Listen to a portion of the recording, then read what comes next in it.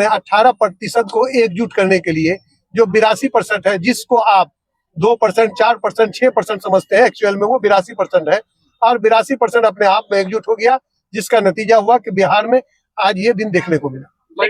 आपने सीमांचल से आवाज दिया कि अब मोहम्मद का बेटा, अबू बकर सिद्दीक का बेटा मुख्यमंत्री बनेगा, उप मुख्यमंत्री बनेगा। बनाइए ना आप उप मुख्यमंत्री, 4-5 सीट तो जीते हैं, मुख्यमंत्री उप मुख्यमंत्री बना दिए। आप बोल रहे थे कि मुसलमान दरी नहीं बिछाएगा, वो तो दरी बिछाने वाला कगार पर ला करके खड़ा कर दिया आपने मुसलमानों को।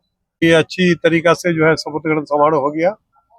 कल माननीय अध्यक्ष महोदय का चुनाव होने वाला है और 5 दिन तक अभी हम लोगों का सदन चलेगा। नीतीश जी का गृह मंत्रालय तो चला गया, क्या लग रहा है अध्यक्ष में क्या होने जा रहा है? देखिए, अध्यक्ष में तो कल ही पता चलेगा, अग्रिम कुछ कहना मुश्किल है। जिस तरह से सर इस बार सीमांचल का चुनाव रहा, कहीं ना कहीं घुसपैठियों का मुद्दा एक बार फिर रहा, और अभी भी ये कहा जा रहा है भारतीय जनता पार्टी की तरफ से कि घुसपैठियों को निकाल करके फेंका जाएगा। भारतीय जनता पार्टी जो है ना, अपने बने रहने के लिए, अपने चेहरा चमकाने के लिए, मीडिया पर चेहरा चमकाने के लिए ये लोग नारा दे रहे हैं घुसपैठिए का। किशनगंज में, सीमांचल में कहीं कोई घुसपैठिए नहीं है और कहीं कोई बाहर के आदमी नहीं है। जो है वहाँ के वासी हैं, भारत के निवासी हैं, हिंदुस्तान के निवासी हैं और सीमांचल में रह रहे हैं। कहीं कोई घुसपैठी का कोई मामला नहीं है। ये लोग मीडिया में बने रहने के लिए घुसपैठी का आवाज दे रहे हैं। अगर घुसपैठी है तो सरकार तो आपका है, केंद्र में भी सरकार आपका, राज्य में भी सरकार आपका। घुसपैठी है तो पकड़िए, पकड़ के दिखाइए ना हम लोगों को। कभी SIR चला के तो घुसपैठी को आपने निकाला, एक भी घुसपैठी मिला आपको?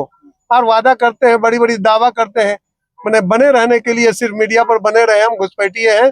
एक तरफ बांग्लादेश है, एक तरफ नेपाल है और घुसपैठी आ रहे हैं। कहीं कोई घुसपैठी नहीं है, सब हिंदुस्तान के निवासी हैं, सीमांचल के वासी हैं, बिहार के वासी हैं। किसी तरह का कोई घुसपैठी का कोई मामला नहीं है। सर तौसीफ आलम एक विधायक है, उन्होंने एक मन से कहा था सीमांचल को एक अलग राज्य बना दिया जाए, क्या आप इस चीज का समर्थन कर रहे हैं? चलिए, कभी जो अपना जिसका जो मर्जी होता है वो बोलता है, वो उनका मामला है, उनसे पूछिए। भारतीय जनता पार्टी सर बहुत बड़ी बढ़त कहीं ना कहीं सीमांचल में बनाई है, क्या लग रहा है कौन इसके लिए जिम्मेदार है? क्या आप लोग सही से? भारतीय जनता पार्टी का अगर जिम्मेवार सच मुझसे पूछिएगा तो मैं कहूंगा कि बैरिस्टर असदुद्दीन ओवैसी इसका जिम्मेवार है। ओवैसी साहब की वजह से? बैरिस्टर असदुद्दीन ओवैसी इसका जिम्मेवार है।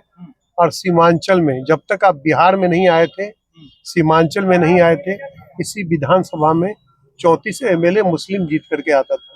उसके बाद फिर कभी 24 भी आया, 19 भी आया, और आज क्या है, आज मात्र 11 मुसलमान विधायक जीत करके आते हैं। आप एक तरफ क़यादत की दावा करते हैं, लीडरशिप का दावा करते हैं, क्या यही लीडरशिप है आपका कि 5 मुसलमानों का हरा करके 5 मुसलमान जीत गया?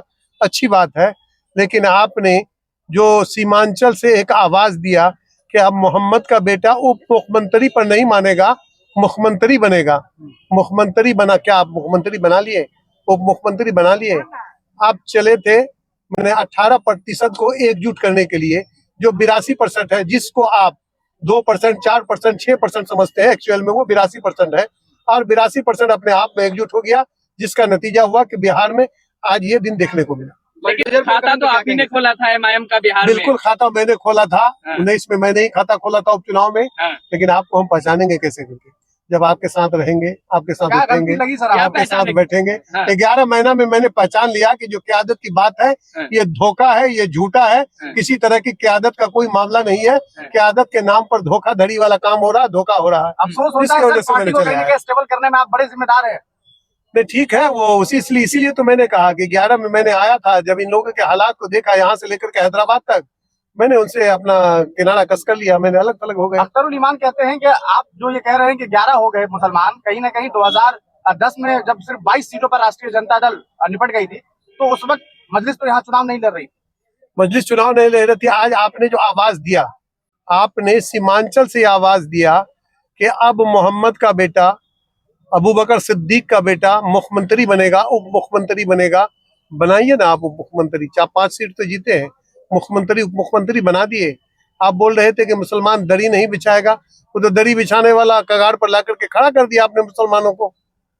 आप बड़ी बड़ी बातें करते हैं। ये भी था ना कि ये 2% वाले को डिप्टी CM बनाना चाहते हैं महागठबंधन वाले, 18% वाले दरी बिछाएंगे। ठीक है, 2% वाले को जो है तो इसीलिए आज वो दिन देखना पड़ा। 2% वाले को आज जो मुकेश सहनी जी को जो है 2% वाले को डिप्टी CM बना रहे थे, आज ये दिन तो देखना पड़ रहा है। यही सब बहुत सारा कारण है जिसका समीक्षा हो रहा है। कांग्रेस अलग हो रही है सर राष्ट्रीय जनता दल से, जी। कांग्रेस अलग हो रही है आरजेडी से। कहीं नहीं, किसी जगह नहीं है, कहीं पर भी नहीं है। ये बिल्कुल अफवाह, झूठा है, ये झूठा संदेश है। किसी तरह की कोई बात नहीं है कि कांग्रेस इंडिया गठबंधन से अलग हो रही है।